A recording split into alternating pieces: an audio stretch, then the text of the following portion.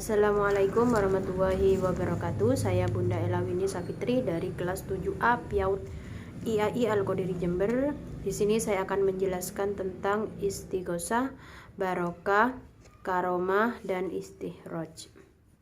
Di sini istighosah adalah doa bersama yang bertujuan untuk meminta pertolongan dari Allah Subhanahu wa taala ketika dalam keadaan yang sukar dan sulit. Untuk barokah dalam kehidupan sehari-hari, berkah dan barokah bisa dikatakan menjadi kata yang cukup sering diucapkan dan juga didengar. Hal ini wajar karena memang pada dasarnya seorang mengharapkan kehidupan yang penuh berkah. Tidak hanya itu, berkah juga dipandang sebagai salah satu bentuk hidup yang tentram dan tenang. Jika dilihat dari asal kata berkah berasal dari bahasa Arab yang memiliki arti nikmat.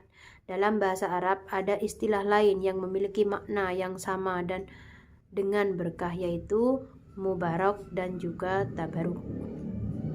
Dalam Al-Quran, berkah ataupun barokah merupakan suatu keadaan yang terkait dari kebaikan. Alhamdulillah, berkah juga bisa menjadi berkat atau gabungan dari keduanya, berkat yang meningkatkan dan berkelanjutan. Di lain, Imam Nawawi memberikan pengertiannya pada kata berkah. Menurut beliau, berkat yang banyak sekali serta abadi. Para ulama lain juga menjelaskan jika berkah adalah suatu hal yang banyak dan melimpah.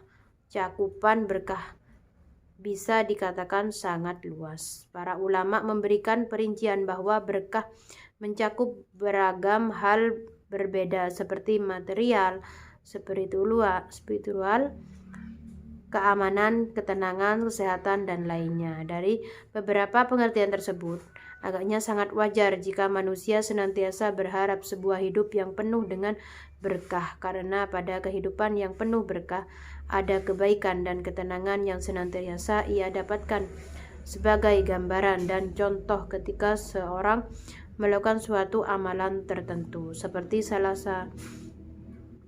satunya salat duha secara teratur, maka ia merasa kehidupannya lebih tenang dan ia cenderung lebih bersyukur terhadap keadaan yang ada pada dirinya.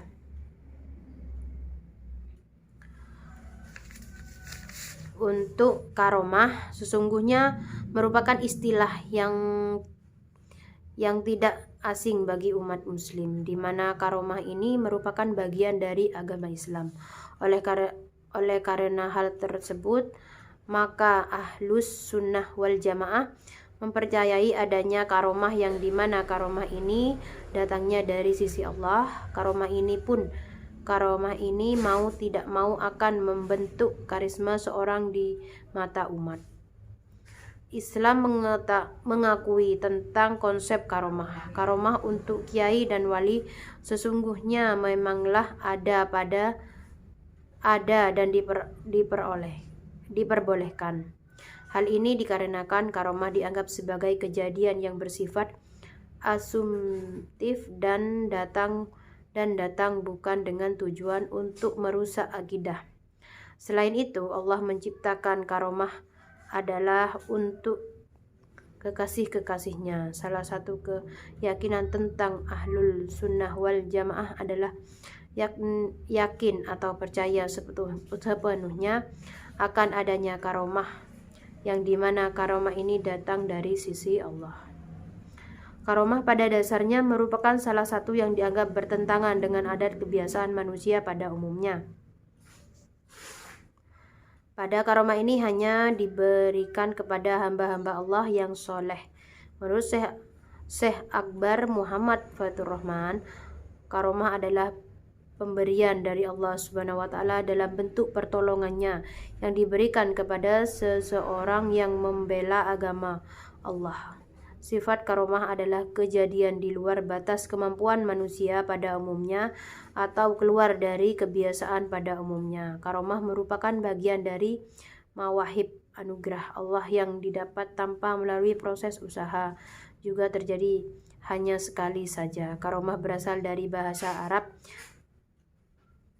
karom yang artinya kemuliaan, keluhuran, dan anugerah.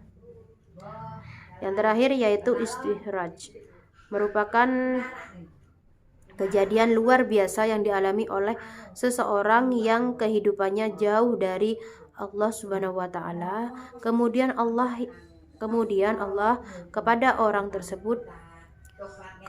tersebut murka kepadanya.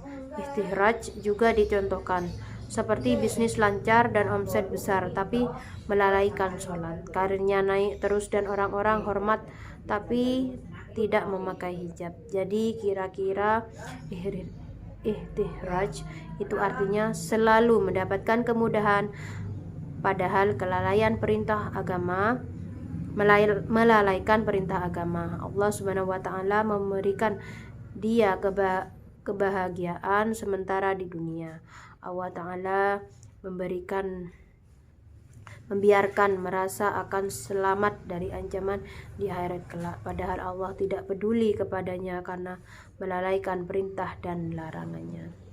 Mungkin itu yang dapat saya sampaikan, kurang lebihnya mohon maaf. Assalamualaikum warahmatullahi wabarakatuh.